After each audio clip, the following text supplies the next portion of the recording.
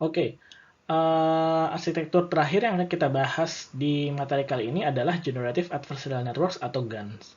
Nah, Generative Adversarial Networks atau GANs ini memiliki dua buah neural networks yang berkompetisi satu sama lain. Yaitu yang pertama adalah arsitektur generator network, dan yang kedua adalah discriminator atau critic network. Nah, generator network ini melakukan sampling dari sebuah distribusi yang biasanya berbentuk Gaussian ya. Jadi di sini adalah Z disampling dari Gaussian distribution, lalu dimasukkan ke sebuah generator yang akan menghasilkan sebuah citra. Di mana biasanya citra ini disebut generated image ya. Citra yang dihasilkan atau di-generate oleh generator. Lalu yang kedua, tugas discriminator adalah mengambil citra keluaran dari generator networks dan citra dari training set, lalu mencoba membedakan mana citra asli yang didapatkan dari training set dan yang palsu atau generated image. Nah, apabila discriminator ini kemudian setelah dilatih tidak bisa membedakan mana citra yang asli maupun citra yang dikeluarkan dari generator, maka bisa dikatakan bahwa generator ini sudah menghasilkan citra yang cukup baik yang atau sangat mirip dengan citra aslinya yang ada di training set.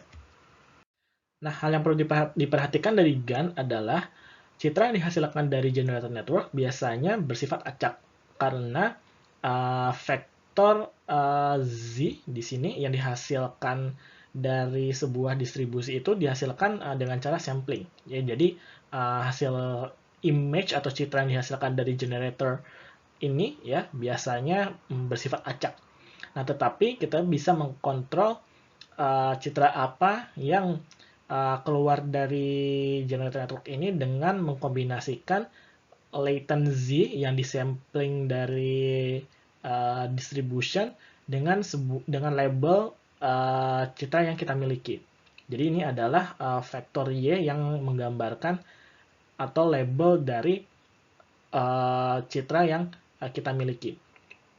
Nah, dengan menambahkan Y ini baik di generator ya di concatenate, baik di generator maupun discriminator ini, maka kita bisa mengkontrol output dari generator. Jadi contohnya ini adalah output dari unconditional GAN. Bisa dilihat hasil keluarannya acak ya, tapi dengan mengkontrol GAN ini dengan vektor ini atau yang biasa disebut dengan conditional GAN ya, maka keluaran citra yang dihasilkan dari generator adalah bisa dikontrol. Jadi bisa di sini contohnya adalah yang dihasilkan adalah shirt atau trouser ataupun alas kaki. Lalu mungkin banyak yang bertanya, mengapa sih kita perlu mengetahui atau belajar representation dari image itu sendiri? Nah, ini adalah salah satu contoh bagaimana kita bisa melakukan transformasi ataupun operasi aritmatik di latent space menggunakan conditional GAN. Jadi contoh misalkan dengan conditional GAN, kita bisa mengetahui coding ataupun dense representation atau latent representation dari man with glasses ya. Jadi laki-laki dengan menggunakan kacamata. Lalu kita juga bisa mengetahui coding ataupun latent representation dari man without glasses dan juga woman without glasses. Nah, kalau misalkan kita menggunakan image representation pada level pixel, maka kita itu tidak akan bisa melakukan transformasi memindahkan kacamata ini dari man with glasses ke woman without glasses. Ya, jadi di sini contohnya kita memiliki 3 buah contoh gambar man with glasses. Kita cari latent representation-nya, kita hitung latent representation-nya menggunakan conditional GAN, lalu kita hitung average-nya, maka kita bisa melakukan mengenerate sebuah average image menggunakan conditional GAN, menggunakan generator dari conditional GAN, dan menghasilkan image yang baru. Ya, jadi dengan average Z vektor ini kita menghasilkan man with glasses ini. Begitu pula untuk man without glasses dan woman without glasses.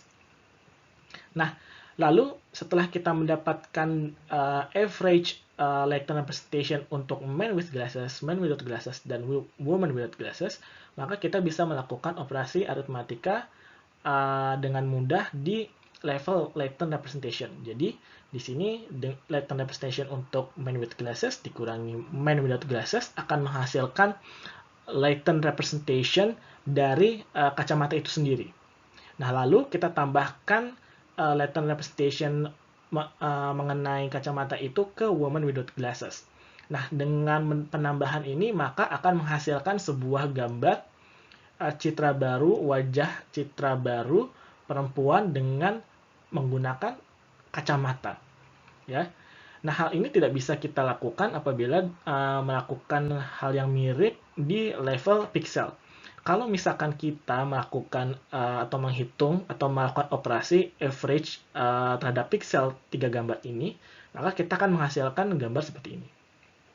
Ya, kalau misalkan demikian pula untuk man without glasses, kita average pixelnya akan menghasilkan gambar seperti ini. Untuk yang perempuan tanpa kacamata akan menghasilkan gambar seperti ini. Nah, apabila kita kemudian melakukan operasi aritmatika, ya aritmatika seperti ini ya dikurangi lalu ditambahkan, maka akan menghasilkan gambar atau citra seperti ini. Yang mana sebenarnya tidak make sense sama sekali. Ya, hanya ini adalah gabungan dari pixel dari ketiga gambar ini saja. Nah, dengan latent representation yang benar dan baik, maka kita bisa mengambil informasi sesuai dengan apa yang kita inginkan di latent representation, lalu kita pindahkan ke gambar ataupun latent representation gambar lainnya dan menghasilkan sebuah jenis latent representation gambar yang baru. Perlu diingat ya, gambar ini dihasilkan dari latent representation yang dihasilkan dari operasi ini ya. Jadi operasi latent representation antara man with glasses dikurangi man without glasses plus woman without glasses.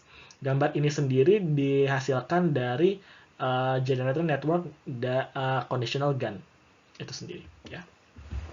Nah, demikian materi yang bisa saya sampaikan untuk pada kesempatan kali ini. Saya tahu topik yang dibahas di materi kali ini cukup banyak, karena memang pada dasarnya topik-topik yang dibahas pada materi kali ini sebenarnya mencakup hampir 4 ataupun 5 minggu dari course mata kuliah ataupun mata kuliah pembelajaran mesin lanjut. Jadi memang cukup banyak.